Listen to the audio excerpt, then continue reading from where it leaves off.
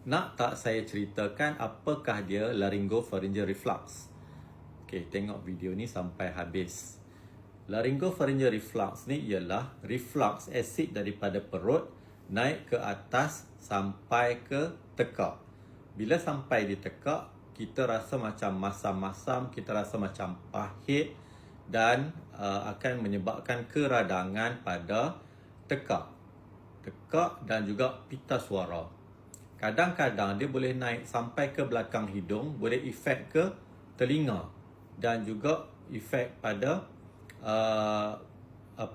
telinga tengah. Sebelum nak ceritakan tentang tu, saya nak bagi tahu kita punya esophagus, saluran makanan ni dia ada dua sphincter. Sphincter ni adalah dia tutup. Bila kita nak telan makanan, sphincter tu terbuka. Dia ada dua, satu di bahagian atas dan satu di bahagian bawah. Bila makanan dah turun bawah, sphincter tu dia kena tutup. Masalah yang berlaku kepada GERD, G-E-R-D, Gastroesophageal Reflux Disease, sphincter yang bawah ni dia terbuka. Jadi makanan ataupun asid dia naik ke atas, pergi ke esophagus, kita akan rasa heartburn, kita akan rasa panas di bahagian dada, akan rasa sakit dada. Itu satu masalah GERD.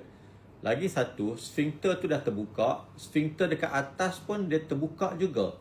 Yang tu dia akan naik ke atas, reflux tu, asid tu dia pergi ke tekak.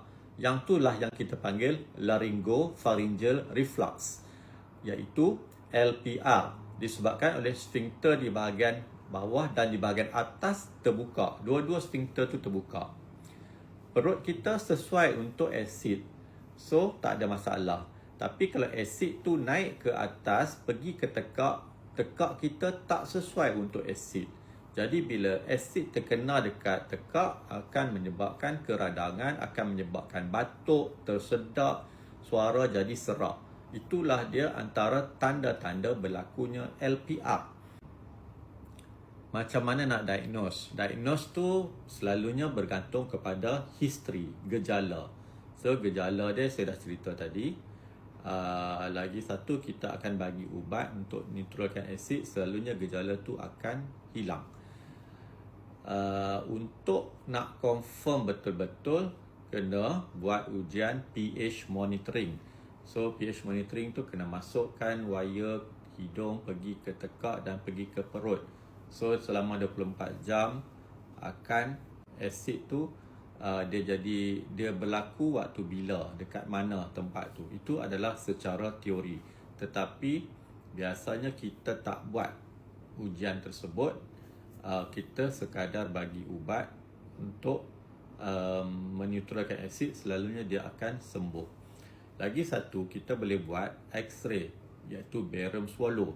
Kita bagi makan, minum susu dan kemudian kita buat X-ray. Kita nak tengok saluran makanan, saluran esophagus tu dia macam terbuka ke ataupun dia tertutup, ataupun ada apa-apa masalah yang menyebabkan saluran tu tidak normal.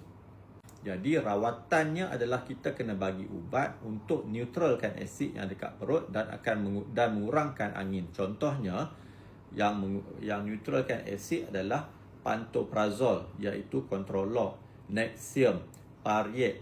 Itu contoh untuk neutralkan asid. Berapa lama nak consume pantoprazole? At least 2 minggu baru nampak dia punya kesan.